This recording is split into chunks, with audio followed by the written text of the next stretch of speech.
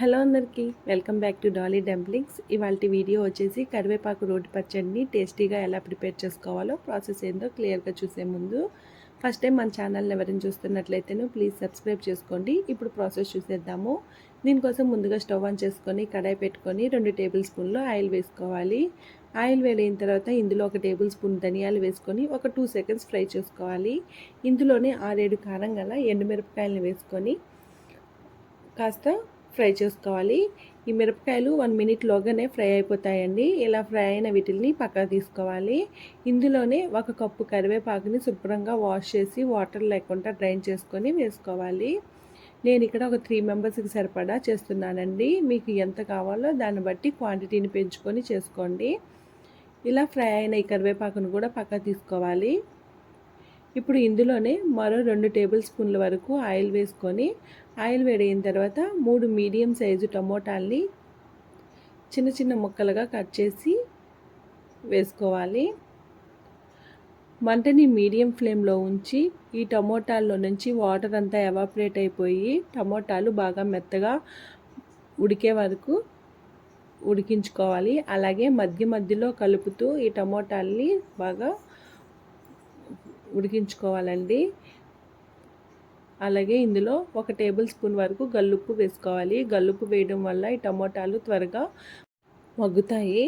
ఇప్పుడు మధ్యలో కలుపుతూ ఈ టమోటాలని బాగా ఉడికించుకోవాలి. అలాగే ఇందులో రుచికి తగ్గట్టు చిటికెడు చింతపండుని యాడ్ చేసుకోవాలి.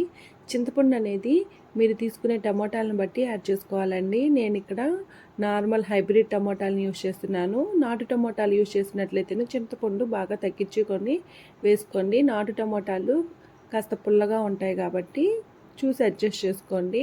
ఇప్పుడు ఇలా ప్యూరీ రెడీ అయిపోయిన తర్వాత స్టవ్ ఆఫ్ చేసుకొని ఈ టమాటా ప్యూరీని బాగా చల్లారనివ్వాలి.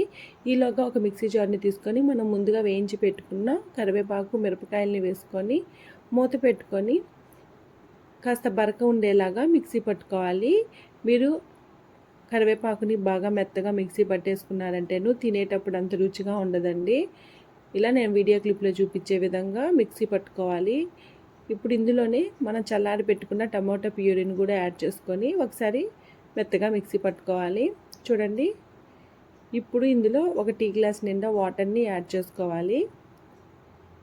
అంతేనండి. ఇలా కూడా రైస్లోకి డైరెక్ట్గా తీసుకోవచ్చు, లేదంటే పోపు కూడా పెట్టుకోవచ్చండి. ఇప్పుడు పోపు పెట్టుకోవడం కోసం స్టవ్ ఆన్ చేసుకొని అదే కడాయిలో 2 టేబుల్ స్పూన్ల వరకు ఆయిల్ వేసుకొని ఆయిల్ వేడిన తర్వాత సన్నగా కట్ చేసుకున్న 2 ఎండుమిరపకాయలు అలాగే 1 రెమ్మ కరివేపాకు వేసుకొని కాస్త ఫ్రై చేసుకోవాలి.